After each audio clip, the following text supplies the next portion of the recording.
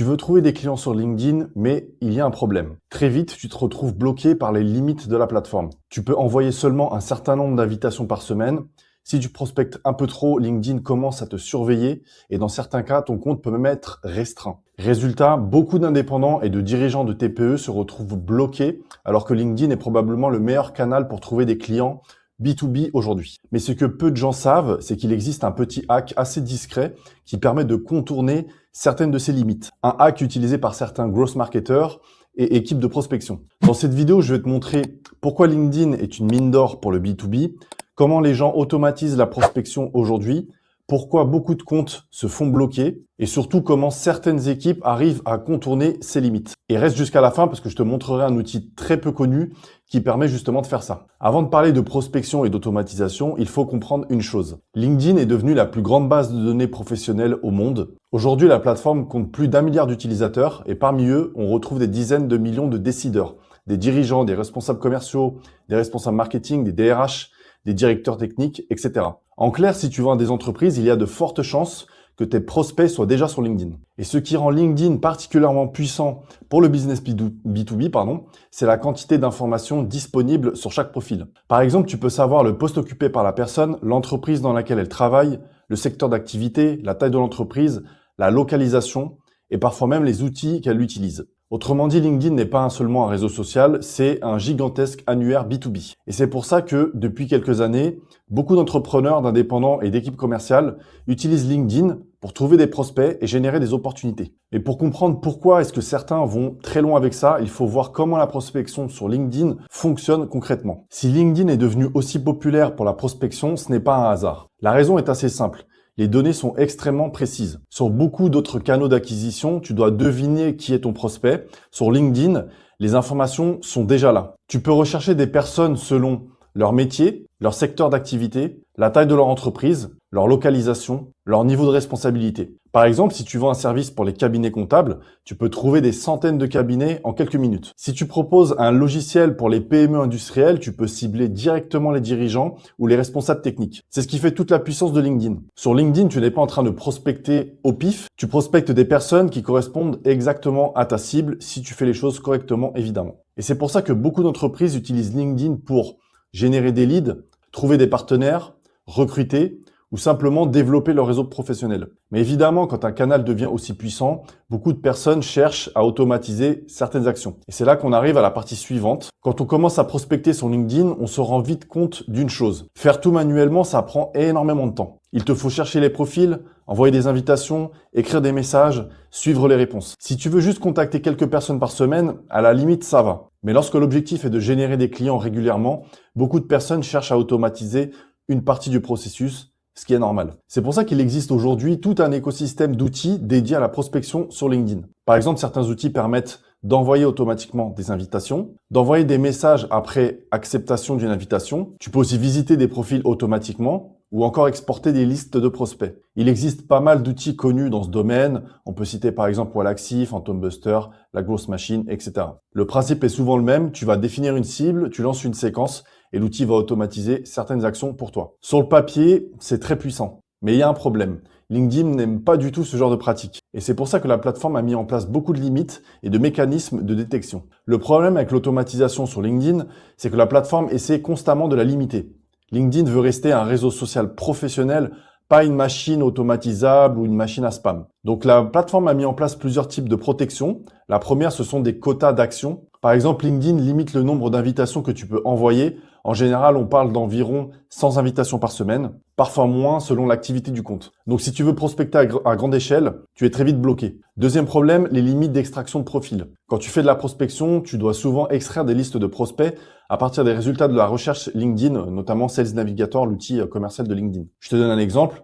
Une recherche de dirigeant d'entreprise ou bien une recherche de responsable marketing ou encore une recherche d'entreprise dans un secteur précis. Mais là aussi, LinkedIn limite fortement l'accès aux données. Selon les cas, tu peux te retrouver bloqué après un certain nombre de pages de résultats, un certain nombre de profils consultés ou un certain nombre d'exports. Résultat, récupérer de grandes listes de prospects peut devenir long et compliqué, surtout si tu travailles avec des outils de scrapping. Troisième problème qu'on peut mentionner, c'est la détection d'activités suspectes. LinkedIn analyse beaucoup de signaux. La vitesse à laquelle tu envoies des invitations, le nombre de profils que tu visites, les actions répétitives, l'utilisation d'outils externes. Si ton comportement ressemble trop à celui d'un robot, LinkedIn peut déclencher plusieurs types de sanctions. Par exemple, il peut y avoir une restriction temporaire, l'impossibilité d'envoyer des invitations ou dans certains cas les plus graves, entre guillemets, une suspension de ton compte LinkedIn. Et quand ça arrive, c'est une vraie galère. Parce que ton compte LinkedIn, c'est souvent ton réseau professionnel, ton historique et tes contacts. Donc perdre l'accès à ton compte, c'est clairement pas l'idéal. Et c'est justement pour ça que certaines équipes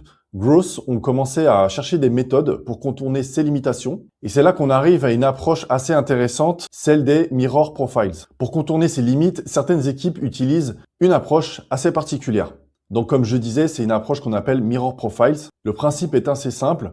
Au lieu d'utiliser ton compte LinkedIn à toi, donc ton compte personnel, pour faire toute la prospection, là, l'idée, ça sera d'utiliser d'autres comptes LinkedIn spécialement créés pour ça. Ces comptes sont ce qu'on appelle des comptes miroirs, d'où l'anglais Mirror Profiles. Ce sont des profils LinkedIn qui ne sont pas liés à une personne réelle, mais qui ont été créés pour ressembler à des profils crédibles. Ces profils ont les éléments suivants. Ils vont être complètement remplis, donc renseignés correctement. Ils possèdent un parcours professionnel cohérent.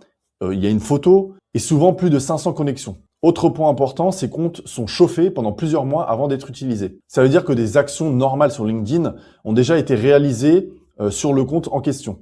Donc ça va être des visites de profil, des demandes de connexion, des interactions, donc des likes, des commentaires, une activité sur la plateforme tout simplement. Donc le résultat pour LinkedIn, ça va être que le compte ressemble à un vrai utilisateur actif. Et c'est justement ce que propose un service comme Mirror Profiles. C'est une plateforme qui permet de louer des comptes LinkedIn déjà prêts à être utilisés pour la prospection. L'idée est très simple, plutôt que de prendre le risque d'automatiser ton propre compte LinkedIn, tu peux utiliser des comptes dédiés uniquement à la prospection. Et ça permet deux choses. D'abord, augmenter fortement ton volume de prospection et ensuite protéger ton compte principal qui reste utilisé pour ton réseau, pour ton contenu ou ta crédibilité professionnelle. Maintenant que tu as compris le principe, parlons rapidement de l'outil. Mirror Profiles, c'est une plateforme qui permet d'accéder à des comptes LinkedIn déjà prêts pour la prospection. Je précise que je ne suis pas sponsorisé par l'outil, simplement je vais te le partager parce que je le trouve intéressant si tu as besoin de faire des volumes de prospection énormes sur LinkedIn. Comme je te l'expliquais donc, ces comptes ne sont pas créés à la dernière minute, ils sont déjà configurés, déjà remplis et surtout déjà actifs sur LinkedIn depuis un certain temps. Ce qui veut dire qu'ils ont déjà des connexions, un historique d'activité, un comportement qui ressemble à un utilisateur normal d'un compte LinkedIn. Au fait, petite parenthèse rapide, si tu aimes ce genre de contenu, sache que je partage encore plus d'astuces exclusives dans ma newsletter. L'idée est très simple, chaque semaine tu reçois dans ta boîte mail des conseils concrets pour générer plus de leads, passer ta prospection à l'échelle, mieux utiliser ton CRM, améliorer tes méthodes, tes processus commerciaux et marketing en automatisant certaines tâches et mettre l'intelligence artificielle au service de ton entreprise. C'est du contenu que je ne poste pas ailleurs, ni sur YouTube, ni sur LinkedIn, ni sur toute autre plateforme. Si tu veux avoir une longueur d'avance, je te mets le lien juste en description. Tu cliques dessus, tu t'inscris en 10 secondes et c'est réglé. Merci de m'avoir écouté, je te laisse continuer la suite de la vidéo. Autre élément important, chaque compte fonctionne avec une infrastructure technique dédiée. Par exemple, l'outil utilise des proxys, une empreinte digitale spécifique pour le navigateur et un environnement isolé pour chaque profil. Et là, tu vas me dire pourquoi est-ce que tout ça est important? Parce que LinkedIn ne regarde pas uniquement ton compte, la plateforme analyse aussi l'environnement technique dans lequel tu te connectes. L'adresse IP, le navigateur, l'appareil que tu utilises et le comportement global de ton compte. Donc si plusieurs comptes se connectent depuis le même ordinateur ou la même IP, LinkedIn peut très vite détecter quelque chose d'anormal. Mirror Profiles permet justement d'isoler chaque compte pour réduire ce risque. Concrètement, ces comptes peuvent ensuite être utilisés avec des outils d'automatisation LinkedIn comme ceux que j'ai évoqués tout à l'heure. L'idée est donc assez simple, tu gardes ton compte LinkedIn principal pour ton réseau et ta crédibilité et tu utilises des comptes dédiés pour la prospection à plus grande échelle. Maintenant, évidemment, ce type d'approche ne s'adresse pas forcément à tout le monde, donc voyons rapidement dans quel cas ce type d'outil peut être intéressant. Après t'avoir présenté tout ça, soyons clairs, ce type d'outil n'est pas forcément utile pour tout le monde. Si tu envoies des messages de prospection de temps en temps ou que tu contactes 5 à 10 personnes par semaine sur LinkedIn, tu n'as probablement pas besoin de ce genre de solution. Par contre, ça peut devenir intéressant dans certains cas précis. Par exemple, pour les agences de prospection, les équipes commerciales, les growth marketers ou encore les entrepreneurs qui font beaucoup de prospection B2B, donc de l'outbound, dans ces situations-là, l'objectif est souvent de contacter beaucoup plus de prospects chaque semaine. Et c'est là que les limites de LinkedIn deviennent un vrai problème. Lorsque tu as un seul compte, tu es rapidement bloqué par le quota des invitations, les limites de consultation profil ou les restrictions liées à l'automatisation. Donc certaines équipes utilisent ce type d'approche pour multiplier les points de prospection. Encore une fois, l'idée n'est pas forcément de spammer LinkedIn. Il y a des façons de faire pour prospecter que je pourrais évoquer dans des prochaines vidéos si ça t'intéresse. Là, l'idée est surtout de structurer une prospection à plus grande échelle, tout en évitant de mettre en danger son compte LinkedIn principal. Et c'est pour ça que ce type d'outil reste encore assez peu connu, mais utilisé dans certains environnements très orientés growth. Maintenant, avant de conclure, il y a quand même quelques points importants à garder en tête. D'abord, ce type d'approche reste une zone un peu grise par rapport aux règles de LinkedIn. La plateforme n'encourage évidemment pas l'utilisation de comptes multiples ou de solutions d'automatisation agressives. Donc même si certaines équipes utilisent ces méthodes, il faut toujours garder une approche raisonnable et propre dans sa prospection. Par exemple, il faut éviter les messages trop automatisés, impersonnels. Donc, il faut personnaliser un minimum ses approches et surtout proposer une vraie valeur à la personne que tu contactes. Parce qu'au final, l'objectif n'est pas simplement d'envoyer des centaines de messages. L'objectif est d'ouvrir des conversations pertinentes avec les bonnes personnes. Deuxième point important, LinkedIn reste avant tout un réseau relationnel.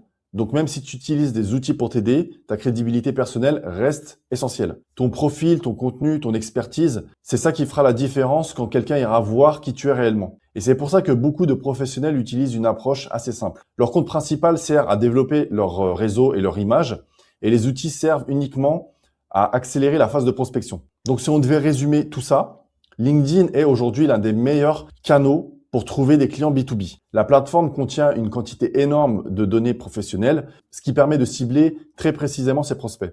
C'est pour ça que beaucoup d'entrepreneurs et d'équipes commerciales utilisent des outils pour automatiser une partie de leur prospection. Mais comme on l'a vu dans cette vidéo, LinkedIn impose aussi beaucoup de limites. Entre les quotas d'invitation, les restrictions sur l'extraction des profils et le système de détection d'automatisation, il devient difficile de prospecter à grande échelle avec un seul compte. Et c'est justement pour répondre à ces contraintes que certaines équipes utilisent des solutions comme Mirror Profile qui permettent d'utiliser des comptes LinkedIn dédiés à la prospection tout en protégeant son compte personnel LinkedIn. Alors évidemment, ce type d'approche, elle n'est pas forcément indispensable pour tout le monde, mais si tu fais beaucoup d'outbound, donc de prospection à froid par LinkedIn, ça peut être une stratégie intéressante à connaître. Si la vidéo t'a plu, pense à t'abonner à la chaîne. Je partage régulièrement des outils, des méthodes et des stratégies pour trouver des clients en ligne, notamment quand on est indépendant, freelance ou dirigeant de petites entreprises. Et si tu veux recevoir d'autres outils et stratégies, un peu comme celui que je viens de montrer aujourd'hui, tu peux t'inscrire à ma newsletter.